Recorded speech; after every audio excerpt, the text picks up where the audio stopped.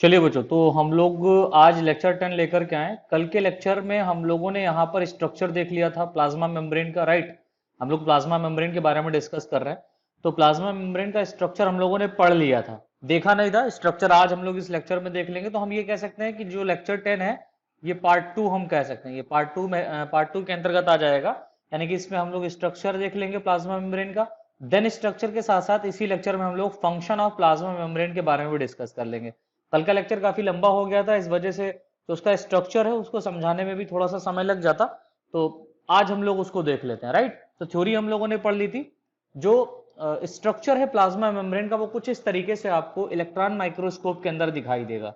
ये काफी, मैं कह सकता हूँ कि बड़ा कलरफुल डायग्राम यहाँ पर बना हुआ है, वो बड़ा अच्छे से यहाँ पर 3D फॉर्म में बना हुआ है, इस वजह से मैंने इसको यहाँ पर लिया है।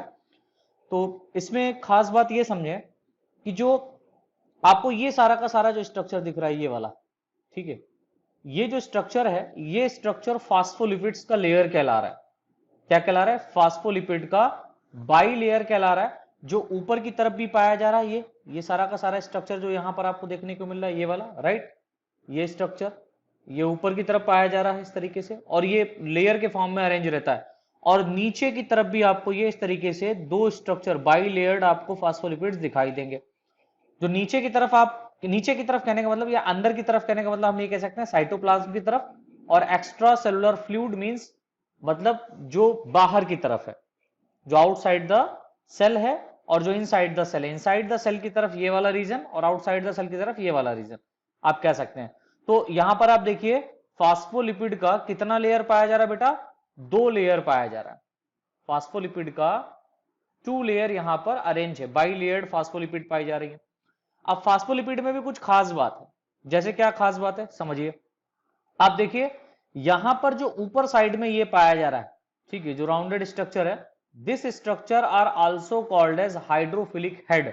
एक्चुअल में ये हेड होता है और इसको हम लोग हाइड्रोफिलिक कहते हैं क्योंकि ये जल प्रेमी है, जल स्नेही है, ये वाटर की तरफ रहता है। और आप देखें कि इसके नीचे की तरफ आप देखें ये वाला स्ट्रक्चर इस तरीके से, ये ठीक है, येलो कलर का आप देख रहे हैं, फास्फोलिपिड के हेड से निकला हुआ है। ये कहलाता है हाइड्रोफोबिक टेल। ये रीजन क्या कहलाता है? Hydrophobic tell. दैट मीन्स ये जल विरागी होता है, जल से घबराता है, वाटर से घबराता है। इस वजह से क्या होता है ये या किधर होता है? अंदर की तरफ होता है, अंदर की तरफ होता है। दैट मीन्स फास्फोलिपिड का जो लेयर यहां पर पाया जा रहा है इसमें हेड वाला रीजन बाहर की तरफ आप देखेंगे, ठीक है, दोनों तरफ बाहर की तरफ होगा, और टेल वाला रीजन ये अंदर की तरफ पाया जाता है। टेल वाला रीजन किधर पाया जाता है बेटा?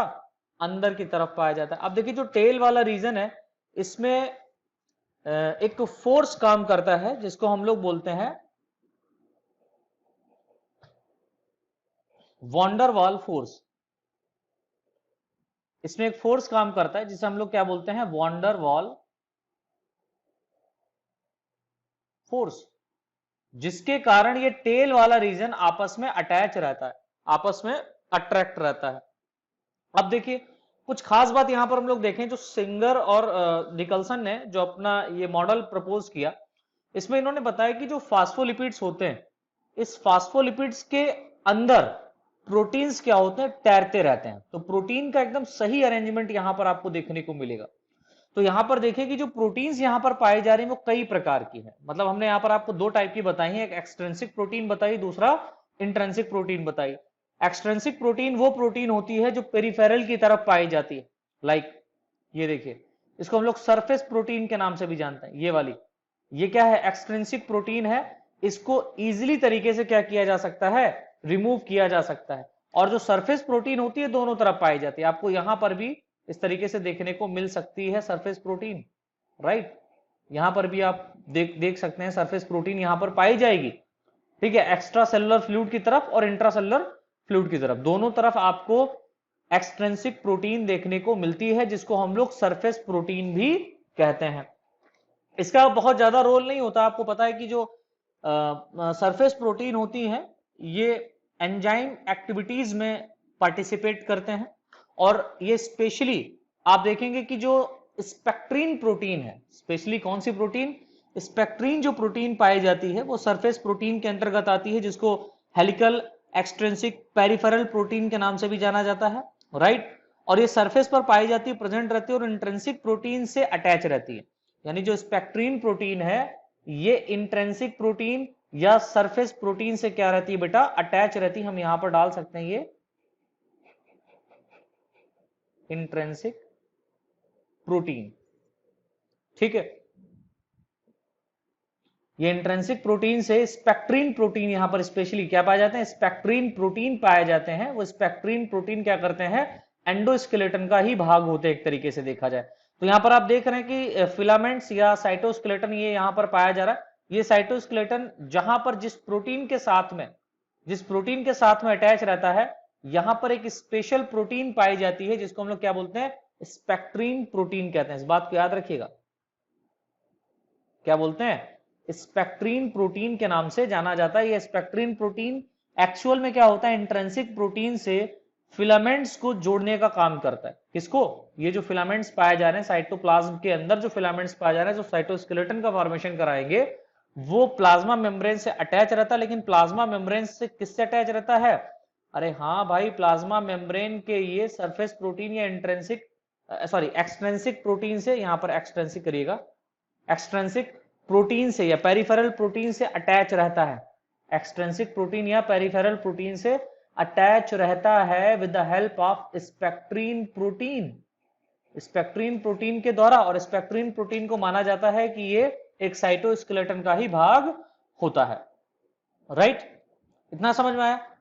अब ये जो प्रोटीन्स पाई जा रही है, एक्सट्रिंसिक प्रोटीन्स जो होती हैं, इनमें एक स्पेशल टाइप का एंजाइम पाया जाता है जिसको हम लोग बोलते हैं एटीपीएज, है ना। एटीपीएज एंजाइम या हाइड्रोलाइसिंग एंजाइम, ये क्या करते हैं, एक्टिव ट्रांसपोर्ट में सहायता करते हैं। ये किस में सहायता करते हैं बेटा, एक्टिव ट्रांसपोर्ट में सहायता करते हैं। देन इसके बाद में यहां पर आपको पता है कि इंटरनल या इंटीग्रल, ठीक है, इंटीग्रल या इंटरनल या इंट्रिंसिक प्रोटीन भी पाई जाती हैं। अब यहां पर अगर आप इंटीग्रल प्रोटीन की बात करें, इसकी बात करें, इंटीग्रल प्रोटीन की बात करें, तो ये दो टाइप की हो सकती हैं। एक तो यहां पर आप देख सकते हैं कि जो इंटीग्रल प्रोटीन है वो अल्फा हेलिकल प्रोटीन के रूप में पाई जा रही है। अल्फा हेलिकल प्रोटीन कहने का मतलब क्या होता है कि आपको ये जो प्रोटीन मिलेगी वो कुछ इस तरीके से हेलिकल फॉर्म में आपको देखने को मिलेगी, राइट दिस, लाइक दिस, ये हेलिकली फॉर्म में आपको देखने को मिल रही है। एक जो यहां पर प्रोटीन है वो ग्लोब्यूलर प्रोटीन के रूप में देखने को मिलती है, जो कि पूरी तरीके से एम्बेडेड रहती है फास्फोलिपिड और प्रोटीन्स। ये जो प्रोटीन्स हैं बाइलेयर, मतलब फास्फोलिपिड्स का जो बाइलेयर है, इसमें पूरी तरीके से ये धसी रहती, पूरी तरीके से एम्बेडेड रहती हैं। मतलब ये एक्स्ट्रा फ्लूइड में भी दिखाई देती हैं और intra fluid that mean cytoplasm की तरफ भी रहती हैं, जिनको हम लोग ग्लोब्यूलर प्रोटीन के नाम से जानते हैं। तो इंटीग्रल प्रोटीन किस रूप में पाई जा रही है, यहां पर ग्लोब्यूलर प्रोटीन के रूप में पाई जा रही है, और यहां पर अल्फा हेलिकल प्रोटीन के रूप में भी आपको देखने को मिलती है। दूसरी बात, आपको यहां पर कुछ ऐसी प्रोटीन्स भी देखने को मिलती हैं जो protein channel that means freight channel या ट्रांसपोर्ट प्रोटीन भी कहलाती हैं। समझ रहे हो, जिन्हें टनल प्रोटीन के नाम से भी जाना जाता है। इन्हें किस नाम से जाना जाता है बेटा, टनल प्रोटीन। इनका मेन फंक्शन क्या होता है, ये साइटोप्लाज्म के अंदर और साइटोप्लाज्म के बाहर, यानी सेल के अंदर और सेल के बाहर, सेल के अंदर और सेल के बाहर सब्सटेंस को ट्रांसफर करने का काम करती हैं, जिन्हें हम लोग क्या बोलते हैं, टनल प्रोटीन या ट्रांसपोर्टर प्रोटीन या प्रोटीन चैनल के नाम से जानते हैं। अच्छा देखिए, ये ग्लोब्यूलर प्रोटीन, जो ग्लोब्यूलर प्रोटीन होती है दो टाइप की हो सकती है। एक तो ये बिल्कुल धसी हुई हो सकती है, ये देखिए ग्लोब्यूलर प्रोटीन एक तो बिल्कुल क्या हो, धसी हुई हो, जो पूरी तरीके से एम्बेडेड होती है। और एक ऐसी प्रोटीन होती है ग्लोब्यूलर टाइप की जो फास्फोलिपिड में थोड़ी थोड़ी धसी रहती है, ये इस तरीके से, यानी हाफ फॉर्म में ये क्या रहती है, एम्बेडेड रहती है, हाफ फॉर्म में एम्बेडेड रहती है प्रोटीन्स के अंदर, ठीक है, जिनको हम लोग क्या बोलते हैं, ग्लोब्यूलर प्रोटीन के नाम से जानते हैं। तो यहां पर अगर हम लोग इंटीग्रल प्रोटीन या इंट्रिंसिक प्रोटीन की बात करें तो स्पेशली दो टाइप की होती है, एक अल्फा हेलिकल प्रोटीन के रूप में होती है, दूसरा ग्लोब्यूलर प्रोटीन के रूप में होती है, ठीक है। अल्फा हेलिकल प्रोटीन और ग्लोब्यूलर प्रोटीन के रूप में होती है। ग्लोब्यूलर प्रोटीन दो टाइप का, या तो पूरी तरीके से एम्बेडेड हो या तो थोड़ा सा एम्बेडेड हो। जो हाफ फॉर्म में एम्बेडेड रहता है उसको हम लोग पेरीफेरल प्रोटीन के रूप से जानते हैं। ग्लोब्यूलर प्रोटीन को यहां पर किस नाम से जाएंगे? Peripheral protein. ये क्या है? Peripheral protein. भाई कंफ्यूजन नहीं पालना है, बिल्कुल सिंपल सी बात है। मैं यहां पर बताने का प्रयास ये कर रहा हूं कि जो इंट्रिंसिक प्रोटीन होती है बेटा, ये दो टाइप की होती है। ये इंटीग्रल प्रोटीन, एक अल्फा हेलिकल प्रोटीन, दूसरा globular protein. Alpha helical protein क्या होती है? ये हेलिकल फॉर्म में आपको यहां पर देखने को मिलेंगी। किस फॉर्म में देखने को मिलेगी? हेलिकल फॉर्म में। और जो ग्लोब्यूलर प्रोटीन्स होती हैं ये इम्बेडेड फॉर्म में देखने को मिलेगी, मतलब धसी हुई मिलेंगी। अब इम्बेडेड के फॉर्म पर ये दो टाइप के हो सकते हैं, या तो कंप्लीटली इम्बेडेड हो या तो पार्शियली इम्बेडेड हो, यानी थोड़ी सी इम्बेडेड हो और पूरी तरीके से इम्बेडेड। जो पार्शियली इम्बेडेड होती है उसको हम लोग peripheral protein, right, peripheral protein या ग्लोब्यूलर प्रोटीन के नाम से जानते हैं। पेरिफेरल प्रोटीन या ग्लोब्यूलर पेरिफेरल प्रोटीन कहते हैं। और जो कंप्लीटली इम्बेडेड होती है उसको हम लोग ग्लोब्यूलर प्रोटीन के नाम से जानते हैं, राइट। अब देखिए यहां पर एक बात याद रखिएगा कि कुछ ग्लाइकोजन्स भी पाए जाते हैं, और ग्लाइकोजन जो यहां पर पाया जाता है वो ग्लाइकोप्रोटीन के रूप में पाया जाता है। किस रूप में पाया जाता है? ग्लाइकोप्रोटीन। दैट मींस प्रोटीन के ऊपर ग्लाइकोलिपिड्स या लिपिड्स पाए जाते हैं। प्रोटीन के ऊपर क्या पाए जा रहे हैं? लिपिड्स पाए जा रहे हैं, राइट।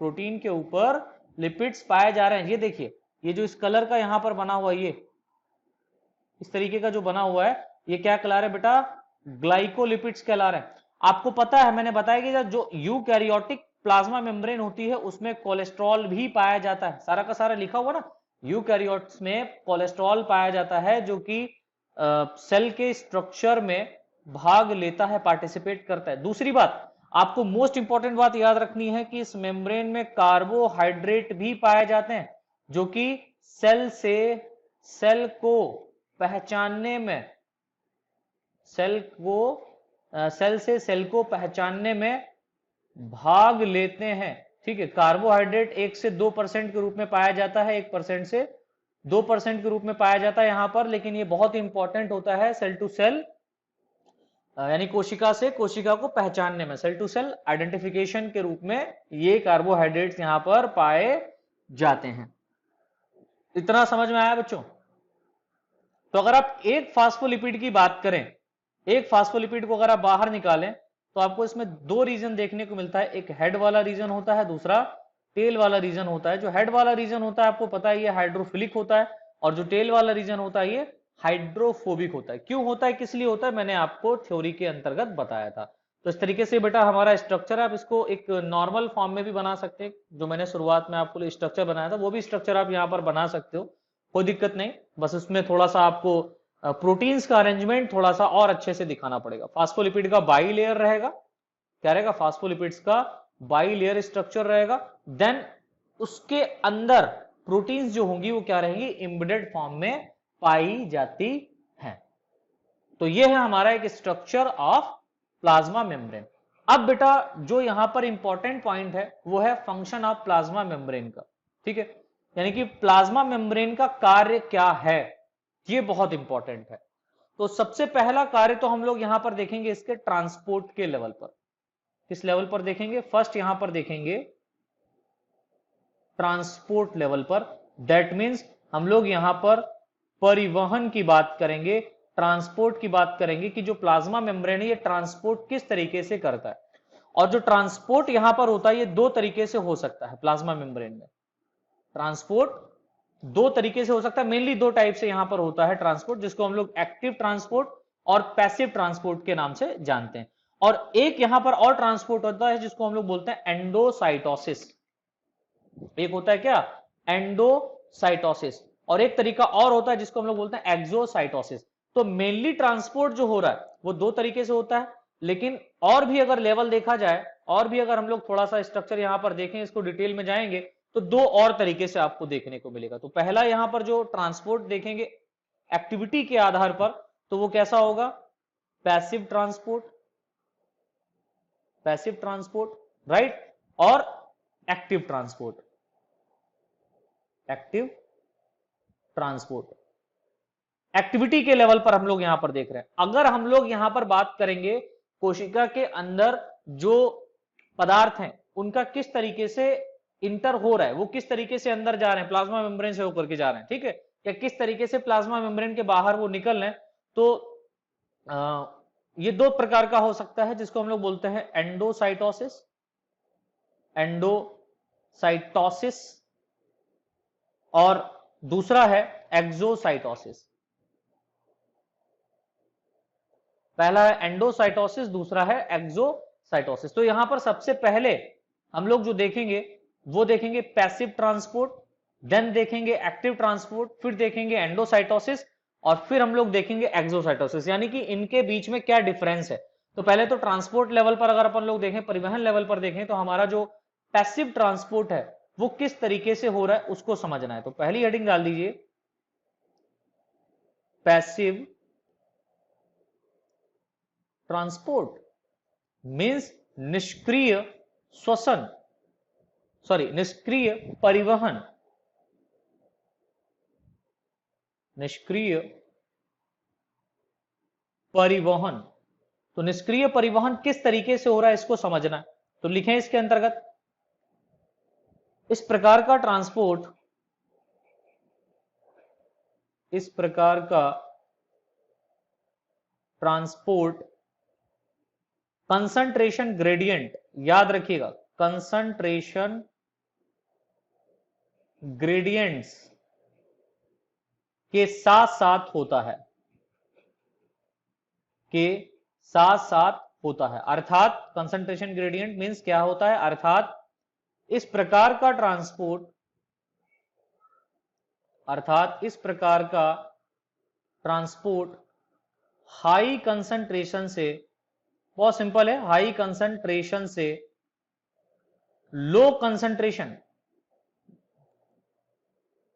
हाई कंसंट्रेशन से लो कंसंट्रेशन की ओर या तरफ होता है।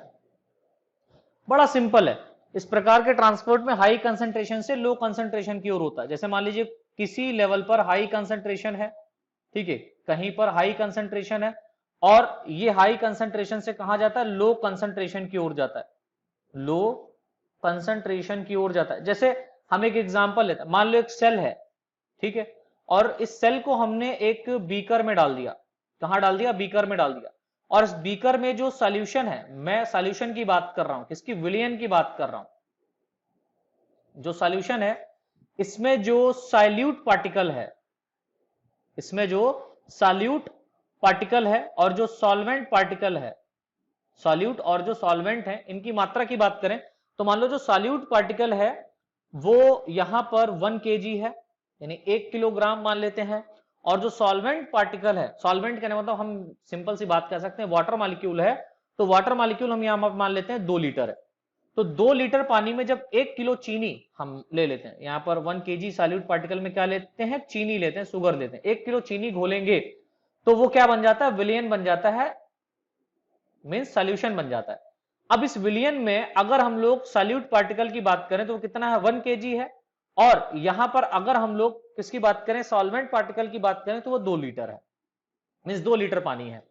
अब इसमें जो सेल हमने डाली, अगर इसके इंटरनल एनवायरनमेंट की बात करें, इसके अंदर का जो रीजन है उसकी बात करें, तो इसमें मान लेते हैं कि जो सॉल्यूट पार्टिकल है वो 2 kg है, मींस 2 kg तक चीनी है, जो कि ऐसा होगा नहीं, लेकिन मानने में क्या जाता है, मान तो हम लोग 5 kg भी सकते हैं, 2 kg चीनी यहां पर पाई जा रही है, राइट।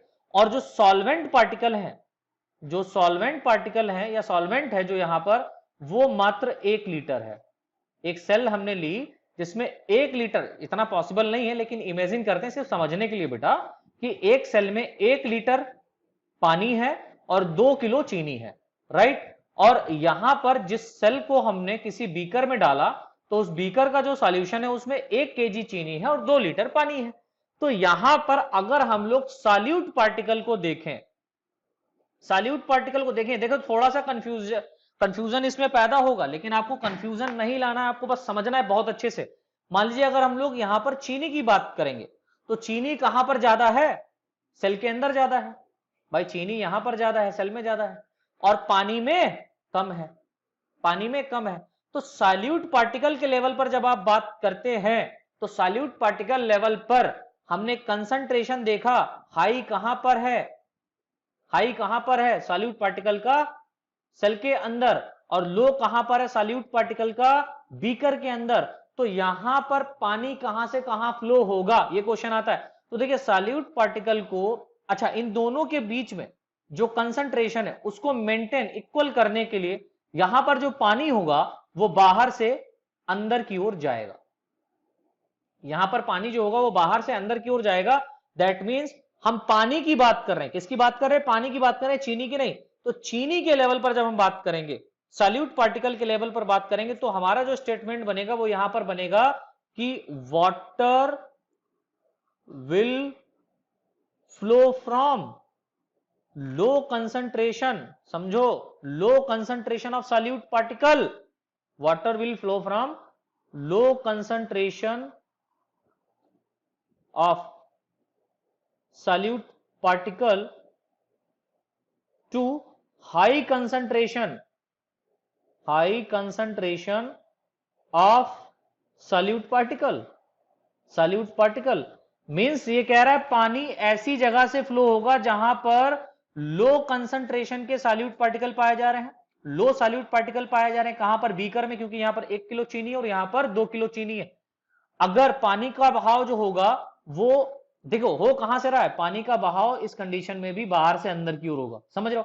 अगर हम लोग वाटर के सॉल्वेंट रीजन की बात करें, अगर हम लोग सॉल्वेंट रीजन की बात करें, किसकी बात करें, सॉल्वेंट रीजन की, तो पानी कहां से कहां जाएगा, तो जो स्टेटमेंट हो जाएगा वो हो जाएगा water will flow from high concentration of solvent particle to low concentration of solvent particle। यानी कि जो पानी जहां पर ज्यादा है, अब पानी कहां पर ज्यादा है, पानी यहां पर है ज्यादा। पानी की बात करेंगे तो पानी कहां ज्यादा है, पानी ज्यादा है बीकर में, और पानी यहां पर है कम। यहां पर पहले सॉल्यूट पार्टिकल की बात, बच्चों समझो यार, दिमाग थोड़ा सा लगाइए कि अगर हम लोग चीनी की बात करेंगे तो चीनी सेल के अंदर ज्यादा है और बाहर कम है। तो चीनी की अगर बात करेंगे तो चीनी थोड़ी ना ट्रांसफर होगा, जो इसके अंदर सॉल्वेंट यानी चीनी को घोलने के लिए वाटर जो पाया जा रहा है वो ट्रांसपोर्ट होगा। तो पानी जो होगा वो बाहर से अंदर की ओर जाएगा इस कंडीशन में। यानी कि जो कंडीशन बनेगी वो हो जाएगी water will flow from low concentration, यानी कि बाहर चीनी की मात्रा कम है और अंदर चीनी की मात्रा ज्यादा है, तो लो से हाई की तरफ पानी जाएगा, क्योंकि हाई कहां है, यहां पर ज्यादा चीनी है। अगर हम लोग पानी की बात करेंगे तो पानी भैया कहां पर कम है, कोशिका के अंदर, और ज्यादा कहां पर है, यहां पर देखो ना, यहां पर 2 लीटर पानी है, यहां पर 1 लीटर पानी है।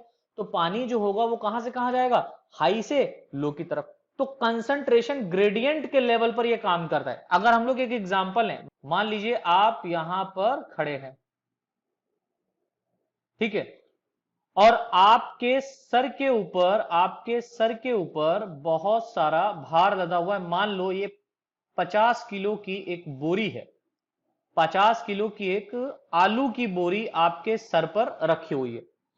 अब देखिए बेटा, अब आप क्या करें, यहां से ग्रेडियंट देखिए, ग्रेडियंट ऊपर की तरफ जा रहा है, यानी कि अगर ऊपर से नीचे की तरफ आना, आपको यहां से यहां आना है, आपको ए रीजन से, मतलब यहां पर ए रीजन नहीं बल्कि हम इसको ए मानते हैं, ये ए है और ये बी है, ये बी है और ये सी है। अगर आप सी रीजन से ए रीजन की तरफ आना चाहें, इधर से इधर की तरफ, तो आपको यहां पर एनर्जी का रिक्वायरमेंट लगेगा कि नहीं लगेगा। मान लो ये 50 किलो की आलू की बोरी ना मान करके हम ये मान लेते हैं कि ये 20 किलो का एक सिलेंडर आपके ऊपर, 20 केजी का एक जो है गैस सिलेंडर आपके ऊपर रखा हुआ है। अब आप या तो इसको अपने सर के ऊपर रख के आओ, या क्या करो, आप इस सिलेंडर को इजीली तरीके से यहां पर रखो और छोड़ दो, तो ये आसानी से क्या होगा, ऊपर से नीचे की तरफ आ जाएगा। दैट मीन्स यहां पर आप भी आ गए और आपका जो भार था, आपका जो सिलेंडर था, ये भी आप नीचे लेकर के चले आए, ठीक है, 20 किलो का। यानी हम ये कह सकते हैं कि 20 केजी के सिलेंडर को अगर आप ऊपर से नीचे की तरफ, मतलब चढ़ाई यहां पर हम ले लेते हैं, इस ग्रेडियंट में क्या है, हाइट की बात कर रहे हैं, अगर आप हाई हाइट से लो हाइट की तरफ आ रहे हैं, ऊपर से नीचे की तरफ आ रहे हैं, चढ़ाई एक मान लेते हैं, तो पूर्णागिरि की चढ़ाई मान लो, तो अगर आप ऊपर से जब नीचे आते हैं तो आप आसानी से पता नहीं चलता ऊपर से नीचे कब चले आते हैं, लेकिन जब नीचे से ऊपर आपको जाना होता है, अगर आप मान लीजिए यहां से यहां आपको जाना हो पूर्णागिरि की, मतलब माता जी का आप जब दर्शन करने जाते हैं तो आपको बड़ा मेहनत लगता है, माता जी इतना दर्द देती हैं आपके पैरों में, लेकिन जब आपको नीचे भेजना होता है तो आप फटाफट फटाफट फटाफट नीचे आ जाते हो। क्यों? क्योंकि यहां पर आपके ही, हम ये कह सकते हैं यहां पर अगेंस्ट काम हो रहा होता है, यहां पर अगेंस्ट काम हो रहा होता है, लेकिन यहां पर आपके फेवर में ही है। आप ऊपर से नीचे की तरफ आ रहे हैं, नीचे ढलान है, दैट मींस आपने क्या किया, 20 kg का सिलेंडर यहां पर रखा और ये धीरे धीरे धीरे धीरे सरक करके क्या आ जाएगा, ढुलक करके नीचे आ जाएगा, यानी कि यहां पर किसी भी प्रकार की एनर्जी खत्म नहीं होगी। मींस इसी रीजन को हम लोग क्या बोलते हैं, पैसिव ट्रांसपोर्ट बोलते हैं। यानी कि जब हमारे सेल के अंदर किसी ट्रांसपोर्टर प्रोटीन की आवश्यकता नहीं होती, या मान लो कि जो सेलेक्टेड, मतलब हमारी प्रोटीन, हमारी जो प्लाज्मा मेम्ब्रेन वो सेलेक्टिव परमेबल होती है, तो कुछ ऐसे पार्टिकल होते हैं जिनको बिना सेलेक्ट किए वो क्या करता है, इजीली तरीके से हमारे सेल के अंदर भेज देता है, ठीक है, या सेल के अंदर से कुछ सब्सटेंस को इजीली बाहर भेज देता है, तो यहां पर किसी भी प्रकार की एनर्जी की रिक्वायरमेंट नहीं होती। लेकिन एक्टिव ट्रांसपोर्ट में अगर आप थोड़ा सा उल्टा कर दें, अब क्या है कि अब आप ए की जगह पर खड़े हैं, ए वाले रीजन पर यहां पर आप खड़े हैं, ठीक, मुस्कुरा रहे हैं, और आपके सर के ऊपर वही 20 किलो का सिलेंडर रखा हुआ है। अब इस 20 किलो के सिलेंडर को रख करके आपको सी रीजन तक ले जाना है, यहां तक ले जाना है। तो यहां तक ले जाने के लिए आप क्या यहां पर सिलेंडर रखोगे और रखने के बाद में सीधे ये वहां चला जाएगा क्या? ऐसा नहीं है ना। आपको क्या करना पड़ेगा, आपको इसको अपने सर के ऊपर रख करके ही ले जाना पड़ेगा। दैट मीन्स यहां पर आपको एनर्जी खत्म करनी पड़ेगी, मीन्स आपको मेहनत करनी पड़ेगी कि सिलेंडर को आप उठा करके यहां से यहां पहुंचाएं, समझ रहे हैं? तो यहां पर एनर्जी की रिक्वायर्ड होती है, यहां पर एनर्जी की आवश्यकता पड़ती है, और इसी को हम लोग बोलते हैं एक्टिव ट्रांसपोर्ट। यानी कुछ ऐसे सब्सटेंस होते हैं जो हमारी सेल के लिए बहुत ही रिक्वायर्ड होते हैं, लेकिन हमारी प्लाज्मा मेम्ब्रेन से वो क्रॉस नहीं हो पाते, तो उनको क्या किया जाता है, जबरदस्ती पकड़ करके, सेलेक्ट करके उनको हमारे सेल के अंदर भेजा जाता है। या हमारे सेल के अंदर कुछ ऐसे सब्सटेंस बन जाते हैं जो बहुत ही खतरनाक होते हैं, उनको बॉडी के बाहर निकालना ही होता है, सेल के बाहर निकालना ही होता है। तो उन सब्सटेंस को हमारा प्लाज्मा मेम्ब्रेन क्या करता है, सेलेक्ट करता है, पकड़ता है, पकड़ करके बाहर भेज देता है, और इसमें एनर्जी क्या होती है, खर्च होती है। समझ में आ रहा है मैं क्या कहना चाहता हूं? तो यही मैं बता रहा हूं कि जो हाई कंसंट्रेशन से लो कंसंट्रेशन की ओर हो रहा है, ये क्या हो रहा है, पेसिव ट्रांसपोर्ट हो रहा है। यानी कि कहीं पर अगर ज्यादा कंसंट्रेशन है तो उस कंसंट्रेशन ग्रेडियंट से हाई कंसंट्रेशन ग्रेडियंट से लो कंसंट्रेशन ग्रेडियंट की तरफ कोई भी सब्सटेंस क्या करेगा, मूव करेगा। जैसे आप एक कमरे में बैठे हुए और कमरे में आपने आग जलाई, और आग जलाने पर क्या हुआ, धुआं होगा, और वो धुआं आपके कमरे में भरने लगेगा। अब वो धुआं आपके कमरे में भी भरता है, दूसरी बात अगर आप ध्यान से देखें तो वो दीवालों पर टकराता है, क्योंकि जब कमरे के अंदर कंसंट्रेशन ज्यादा होगा तो वो ऊपर की तरफ जाता है, यानी उसको निकलना है, और निकलने का कहीं पर भी जगह नहीं है। आपके कमरे में एक विंडो लगी हुई है, आप दरवाजा दरवाजा तो लगा ही होगा, आप अंदर आओ, दरवाजा आपने बंद कर लिया, विंडो लगी हुई है, उस विंडो को जैसे ही आप खोलेंगे तो क्या होगा कि जितना धुआं होगा वो सारा का सारा धुआं क्या होता है, धीरे धीरे धीरे धीरे क्या होता है, बाहर की ओर। जब आप समझिए, जब ज्यादा भरा रहता है तो तेजी से धुआं क्या होता है, बाहर निकल जाता है, और धीरे धीरे आप देखेंगे कि आपके कमरे का जो एटमॉस्फेयर है, यानी कमरे में जो धुआं भरा हुआ था वो, और बाहरी वाले वातावरण में, यानी कमरे के बाहर जो खुला हुआ एटमॉस्फेयर है, उसमें धीरे धीरे क्या होता है कि कंसंट्रेशन, हाई कंसंट्रेशन धुएं से लो कंसंट्रेशन, बाहर की ओर धुआं कम है तो हाई से लो की तरफ क्या होता है, धीरे धीरे फ्लो कर जाता है। लेकिन क्या इसमें किसी भी प्रकार की एनर्जी रिक्वायर्ड होती है, या किसी भी प्रकार का हम लोग कोई ऑपरेटर्स यूज करते हैं कि कमरे से धुएं को बाहर निकालने के लिए हम एग्जॉस्ट का प्रयोग कर रहे हैं? नहीं, लगा सकते हो, एक अलग बात है, जल्दी हो जाएगा, लेकिन हम क्या देखते हैं कि धुआं धीरे धीरे क्या होता है, बाहर निकल जाता है, और हमारे कमरे का जो एटमॉस्फेयर होता है और जो बाहर का एटमॉस्फेयर है वो मेंटेन हो जाता है। समझ रहे हो? इसी तरीके से यहां पर भी है। मीन्स पेसिव ट्रांसपोर्ट कहने का मतलब होता है, निष्क्रिय परिवहन कहने का मतलब होता है इसमें किसी भी प्रकार की एनर्जी की रिक्वायरमेंट नहीं होगी, और जो सब्सटेंस होंगे वो हाई कंसंट्रेशन से लो कंसंट्रेशन की ओर चले जाएंगे। इसका बहुत बढ़िया उदाहरण मैंने पानी वाला दिया। आप देखिए, आपकी सेल जब भूखी होगी, मीन्स प्यासी होगी, जब थर्स्ट ऑफ सेल बढ़ेगा तो बाहर का जो एटमॉस्फेयर है, इस एटमॉस्फेयर में जब पानी होगा तो वो पानी आसानी से क्या होगा, एक सेल से दूसरी सेल में ट्रांसपोर्ट कर दी जाती है। और ये ट्रांसपोर्ट आप बहुत अच्छा प्लांट्स के अंदर समझ पाओगे, जब रूट से वाटर को लीफ तक पहुंचाया जाता है। तो आप देखते हैं ना, रूट से वाटर को कहां पहुंचाया जा रहा है, लीफ तक पहुंचाया जा रहा है। तो ये एक प्रकार का पेसिव ट्रांसपोर्ट होता है, क्योंकि water will flow from high concentration to the region of low concentration. क्यों? क्योंकि लीफ के अंदर इतना काम हो रहा होता है, फोटोसिंथेसिस की प्रक्रिया हो रही होती है, जहां पर कार्बन डाइऑक्साइड, वाटर मॉलिक्यूल मिलकर के फूड मॉलिक्यूल बना रहा होता है, और उस फूड मॉलिक्यूल के बनने के कारण आपको पता है वहां का कंसंट्रेशन ज्यादा हो जाता है, और रूट जो होती है वो कहां होती है, सॉइल में होती है, और सॉइल में क्या होता है, पानी होता है, और पानी को इजिली क्या किया जाता है, एब्जॉर्ब कर लिया जाता है रूट के कारण, फर्स्ट ऑफ सेल के लेवल पर ही। तो हाई कंसंट्रेशन से लो कंसंट्रेशन की तरफ क्या हो रहा है, यहां पर ट्रांसपोर्ट होता है, ये पैसिव ट्रांसपोर्ट कहलाता है, इस बात को हमेशा याद रखना। तो लिख लीजिए आगे, तथा इसी प्रकार या तथा इस प्रकार के, आगे लिखें, तथा इस प्रकार के ट्रांसपोर्ट में एनर्जी की आवश्यकता, रिक्वायरमेंट नहीं होती है, एनर्जी की रिक्वायरमेंट नहीं होती है। नए लाइन से लिखें, वाटर का ट्रांसपोर्ट भी हाई से लो की ओर होता है, हाई से लो की ओर होता है, जिस क्रिया को, ये जो एक्टिविटी है कहलाती क्या है, ये लिख लीजिए, जिस क्रिया को ऑस्मोसिस, बहुत इंपॉर्टेंट है, जिस क्रिया को ऑस्मोसिस कहते हैं। लाइन से लिखें, कुछ ऐसे पदार्थ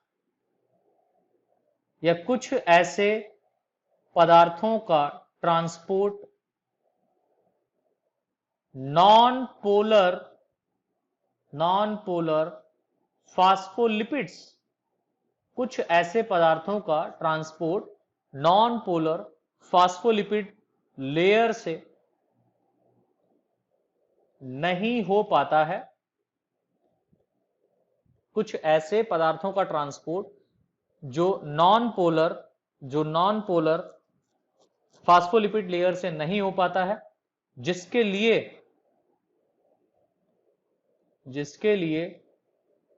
ट्रांसपोर्टर या जिसके ट्रांसपोर्ट के लिए, ऐसे लिखें, जिसके ट्रांसपोर्ट के लिए कैरियर प्रोटीन, या इसको हम लोग ट्रांसपोर्टर कहते हैं, कैरियर प्रोटीन या ट्रांसपोर्टर की आवश्यकता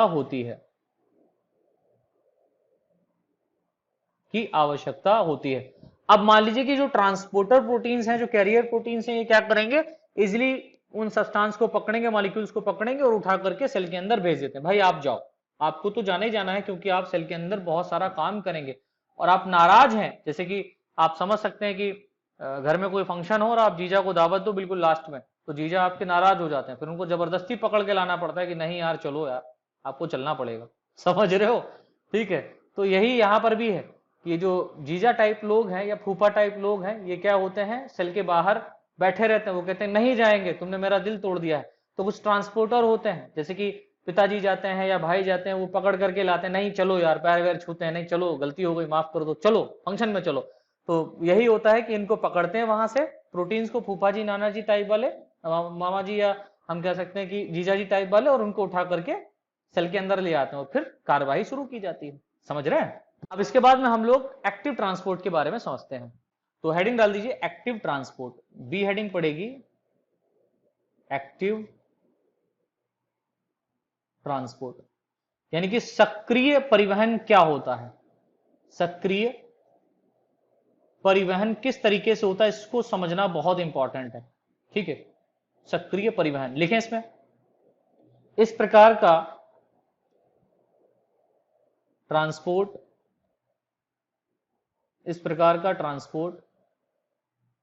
मेम्ब्रेन के आर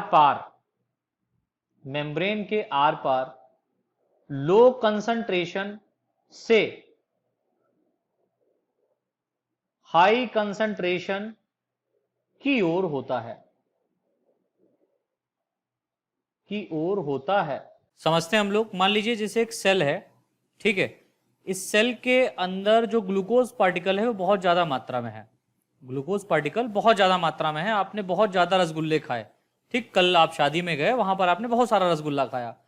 अब खाया तो खाया, लेकिन साथ के साथ आप रसगुल्ला लेकर के भी आ गए, है ना, पैक करवा करके। तो मॉर्निंग टाइम में आपने क्या किया, एक और रसगुल्ला खा लिया, जिसके कारण यहां पर ग्लूकोज पार्टिकल बाहर की ओर, यानी सेल में भी ग्लूकोज पार्टिकल है और सेल के बाहर जो ब्लड है, इस ब्लड में भी क्या है, ग्लूकोज पार्टिकल है, मान लेते हैं। लेकिन ब्लड में जो ग्लूकोज मॉलिक्यूल है उसका कंसंट्रेशन लो है और सेल के अंदर जो ग्लूकोज पार्टिकल है उसका कंसंट्रेशन हाई है।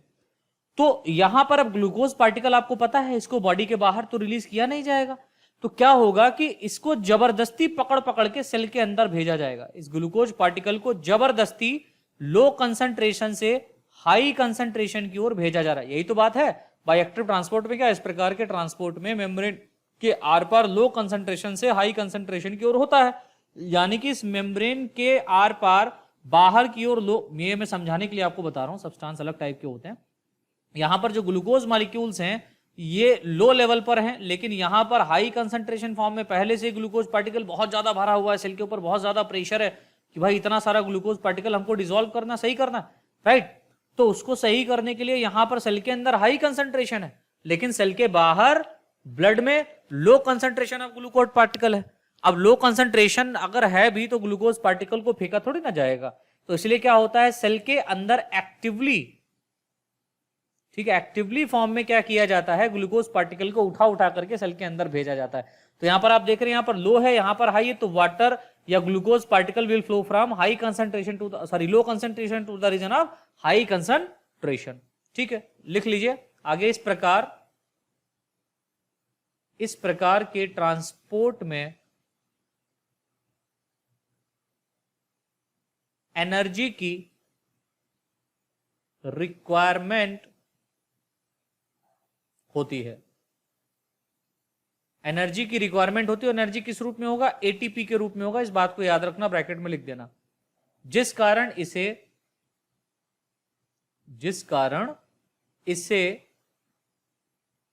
एक्टिव ट्रांसपोर्ट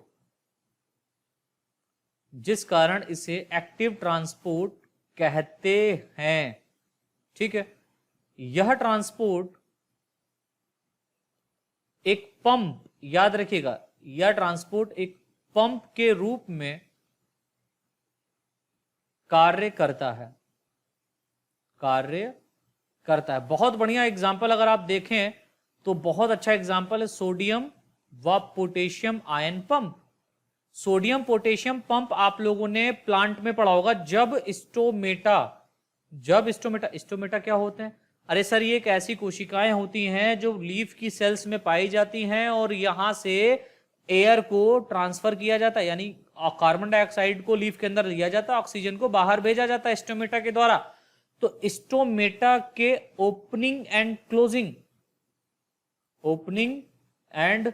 क्लोजिंग के समय सोडियम पोटेशियम आयन पंप काम करता है। इतना ही नहीं, बल्कि जब इम्यून ट्रांसपोर्ट आप देखेंगे, ट्रांसपोर्ट सिस्टम में इम्यून सिस्टम जब आप पढ़ेंगे तो वहां पर भी आपको क्या है, इस प्रकार का चेंजेस देखने को मिलता है। लेकिन स्टोमेटा के ओपनिंग एंड क्लोजिंग में बहुत महत्वपूर्ण ये है। ठीक है, sodium and potassium ion pump opening, आपको पता है स्टोमेटा नाइट टाइम में क्या होते हैं, नाइट टाइम में बंद रहते हैं और डे टाइम में ओपन रहते हैं। तो ओपन ये डे टाइम होता है, नाइट टाइम क्लोज हो जाते हैं।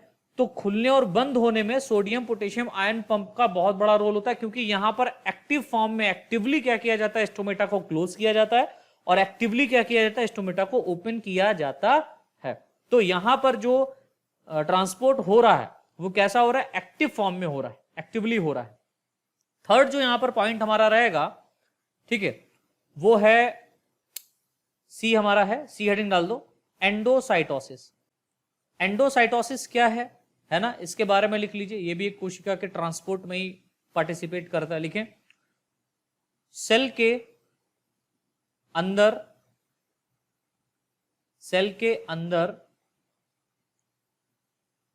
डिफरेंट टाइप के रिक्वायर्ड सब्सटेंस का आना, सेल के अंदर डिफरेंट टाइप के रिक्वायर्ड सब्सटेंस का आना एंडोसाइटोसिस कहलाता है। जैसे कि नाम से ही आप शो कर पा रहे हैं, एंडो मतलब होता है अंदर, साइटोसिस मीनिंग कहने का हो गया सेल। तो साइटोसिस मतलब होता है सेल, और एंडो मींस अंदर, यानी सेल के अंदर कोई सब्सटेंस आ रहा है, उसको हम लोग क्या बोलेंगे, एंडोसाइटोसिस बोलेंगे। यह मेनली, यानी यह मुख्यतः दो प्रकार से होता है। तो एंडोसाइटोसिस जो होता है बेटा, ये मेनली कितने टाइप से होता है, दो टाइप से होता है। नंबर एक, जिसको हम लोग बोलते हैं पीनोसाइटोसिस, जैसे कि नाम से ही प्रदर्शित हो रहा है कि यहां पर पीनोसाइटोसिस मीन्स साइटोसिस मतलब कोशिका, और पीनो मतलब लिक्विड, या इसको हम कह सकते हैं एक नॉर्मल फॉर्म में सेल ड्रिंकिंग। सेल पी रही है, क्या पी रही है, अल्कोहल? अरे नहीं यार, सेल के अंदर अगर लिक्विड फॉर्म में कोई सब्सटेंस जाता है तो उसको हम लोग पीनोसाइटोसिस कहते हैं, और लिक्विड फॉर्म में सेल के अंदर सब्सटेंस का जाना सेल ड्रिंकिंग कहलाता है। कोशिका पी रही है, ठीक है, क्या पी रही है, हाँ समझ लो, ब्रेकअप हो गया बेचारे का। लिख लो, लिक्विड सब्सटेंस का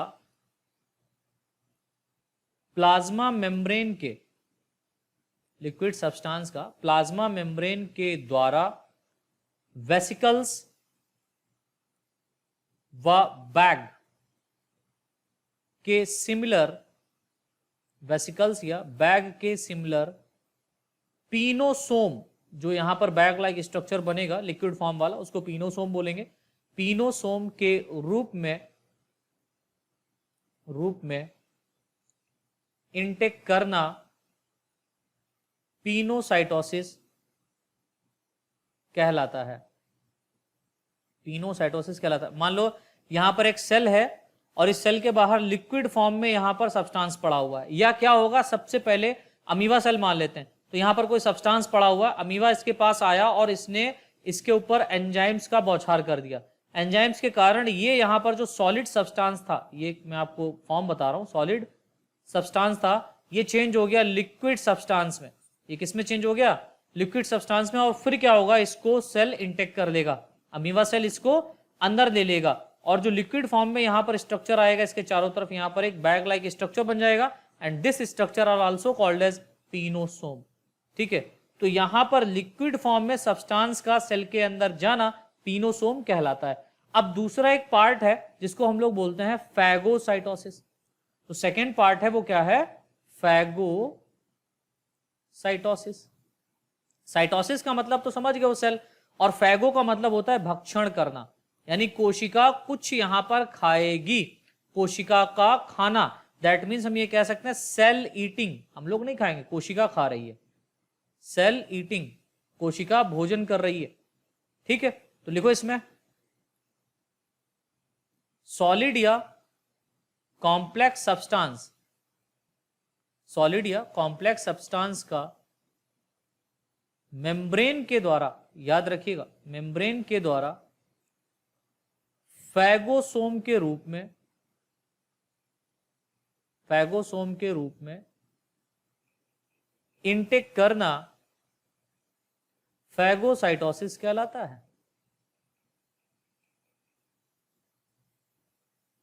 फैगोसाइटोसिस कहलाता है।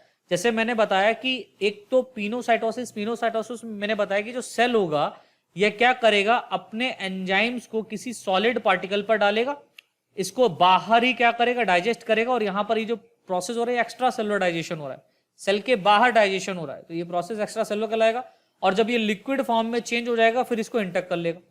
सॉलिड फॉर्म कहने का मतलब क्या है कि सेल के बाहर मान लीजिए कोई सब्सटेंस पड़ा हुआ है, मान लीजिए एक सेल है, इस सेल के बाहर आप देख रहे हैं यहां पर कोई सब्सटेंस है, तो इस सब्सटेंस को अमीबा क्या करेगा, इसके पास जाएगा और इसको अपने अंदर इंटेक कर लेगा।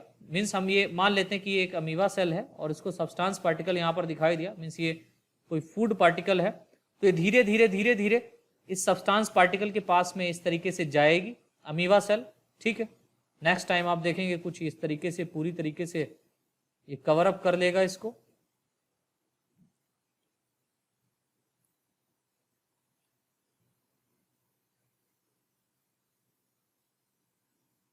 तरीके से सेल ये यहां पर आ गया, और फिर क्या होगा, बाद में ये सब्सटेंस जो होगा सेल के अमीबा के अंदर चला जाता है। ठीक है, तो यहां पर जो लेयर इसके ऊपर बनेगी इस तरीके से, और यहां पर ये जो स्ट्रक्चर आया, सॉलिड फॉर्म में स्ट्रक्चर आया, ये क्या कहलाएगा? फैगोसोम कहलाता है। ये क्या कहलाता है बेटा? फैगोसोम कहलाता है। तो यहां पर आप देख रहे हैं कि सेल ने क्या किया, सॉलिड पार्टिकल को अपने अंदर इंटेक्ट किया, ठीक है। फूड पार्टिकल या सॉलिड पार्टिकल को इसने क्या किया, अपने अंदर इंटर किया, और इंटर करने के बाद में इसका क्या करेगा? डाइजेशन करेगा। याद रखना, इंटर करने के बाद में क्या करेगा? इसका डाइजेशन करेगा। सो इस प्रोसेस को हम लोग क्या बोलते हैं? फैगोसाइटोसिस कहते हैं। अब एक लास्ट हमारा जो डी यहां पर है, ठीक है, लास्ट जो हमारा यहां पर बचा हुआ है वो है एक्सोसाइटोसिस। एक्सोसाइटोसिस, एक्सोसाइटोसिस को हम लोग सेल वॉमिटिंग के नाम से भी जानते हैं। मींस आप जानते हैं कि आपने जो भी खाया, वॉमिटिंग मतलब पलटी करना, आप जो भी खाते हैं और खाने के बाद में अगर आपका डाइजेशन खराब हो जाता है तो आपका क्या होता है? पलटी हो जाता है, खाना बाहर आ जाता है माउथ के थ्रू, तो उसको वॉमिटिंग कहते हैं। अगर ये प्रोसेस सेल के अंदर हो, यानी सेल के अंदर से कोई सब्सटेंस सेल के बाहर जा रहा है, तो वो वॉमिटिंग कहलाता है। या इसको हम लोग एक और नाम से जानते हैं, इसको हम लोग इमियोसाइटोसिस के नाम से भी जानते हैं। इमियोसाइटोसिस क्या होता है? एक्सोसाइटोसिस, सेल वॉमिटिंग या इमियोसाइटोसिस, तो लिख लो, सेल के द्वारा वेस्ट मटेरियल का प्लाज्मा मेम्ब्रेन से बाहर की ओर, प्लाज्मा मेम्ब्रेन से बाहर की ओर निकालना, बाहर की ओर निकालना एक्सोसाइटोसिस या सेल वॉमिटिंग या इमियोसाइटोसिस कहलाता है। जैसे यहां पर एक सेल है, इस सेल ने क्या किया, किसी सब्सटेंस को इस तरीके से, सब्सटेंस को सेल के बाहर निकालना है, तो यहां पर इसने क्या किया, इस तरीके से बाहर की ओर एग्जिट कर दिया, सब्सटेंस को बाहर की ओर निकाल दिया। तो यहां पर ये जो प्रोसेस होगा ये क्या कहलाएगा? एक्सोसाइटोसिस कहलाएगा। ये क्या कहलाएगा बेटा? एक्सोसाइटोसिस कहलाएगा। सेकेंड पॉइंट जो हमारा रहेगा, यानी फर्स्ट पॉइंट में हम लोगों ने क्या समझा? फर्स्ट पॉइंट में हम लोगों ने समझा ट्रांसपोर्ट, इतना याद रखिएगा। पहला पॉइंट जो हमारा था वो ट्रांसपोर्ट था, ये सारा का सारा ट्रांसपोर्ट के अंतर्गत आया। अब सेकेंड जो इसका फंक्शन है वो हो सकता है, लिख लीजिए, प्लाज्मा मेम्ब्रेन। सेकेंड फंक्शन लिख लो, प्लाज्मा मेम्ब्रेन एक प्रकार की सेलेक्टिवली मेम्ब्रेन, याद रखिएगा, एक प्रकार की सेलेक्टिवली मेम्ब्रेन होती है, अर्थात यह मेम्ब्रेन स्पेसिफिक या सेलेक्टेड सब्सटेंस को ही या पदार्थों को ही ट्रांसपोर्ट करती है। ऐसा नहीं कोई भी आरा गहरा नत्तू खैरा आ जाए उसको बोले कि हाँ चलो भाई हमको अंदर जाना है तो कहता चले जाओ, ऐसा नहीं। सेलेक्ट करेगा और उसको ही भेजेगा जो रिक्वायर्ड है, जो जाने योग्य है। नेक्स्ट पॉइंट लिख लो, सेल मेम्ब्रेन सेल को एक निश्चित यानी डेफिनेट शेप प्रोवाइड करती है। सेल मेम्ब्रेन एक सेल को डेफिनेट शेप प्रोवाइड करती है, लेकिन यहां पर एक्सेप्शन है। बायोलॉजी है तो एक्सेप्शन होगा। सर आपने कहा सेल मेम्ब्रेन एक डेफिनेट शेप प्रोवाइड करती है, लेकिन अगर हम लोग अमीबा को देखें तो क्या अमीबा के बाहर सेल मेम्ब्रेन नहीं पाया जाता है? अरे पाया जाता है यार, लेकिन ये एक्सेप्शन आ जाता है। या सर आपने ब्लड जब पढ़ाया था तो उसमें आपने ल्यूकोसाइट्स पढ़ाए थे, ल्यूकोसाइट्स बोले तो WBC आपने पढ़ाए थे, तो WBC का भी शेप अमीबा लाइक होता है, तो क्या उसके चारों तरफ मेम्ब्रेन नहीं होती? होती है बच्चों। तो ये एक्सेप्शन में आते हैं। अमीबा की सेल मेम्ब्रेन और ल्यूकोसाइट्स की सेल मेम्ब्रेन में कोई भी निश्चित शेप नहीं होता, डेफिनेट शेप नहीं होता है, राइट? इस बात को याद रखिएगा। तो ये एक्सेप्शन में आपका आ गया। तो इस तरीके से बेटा ये हमारा प्लाज्मा मेम्ब्रेन का जो कल का स्ट्रक्चर छूटा था वो कंप्लीट हो गया।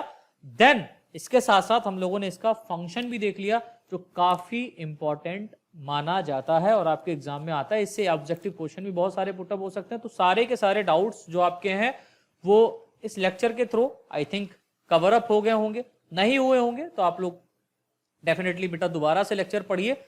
और जो हमारा नेक्स्ट टॉपिक रहेगा वो रहेगा प्रोटोप्लाज्म के ऊपर। इसके ऊपर एक अलग से क्वेश्चन आता है छोटा सा लिखने के लिए, तो प्रोटोप्लाज्म को फटाफट हम लोग पढ़ करके नेक्स्ट लेक्चर हम लोग शूट करके उसको डाल देंगे। थोड़ा सा ही है और वो हम लोग देखेंगे नेक्स्ट क्लास में। आज के लिए बच्चों इतना ही, धन्यवाद।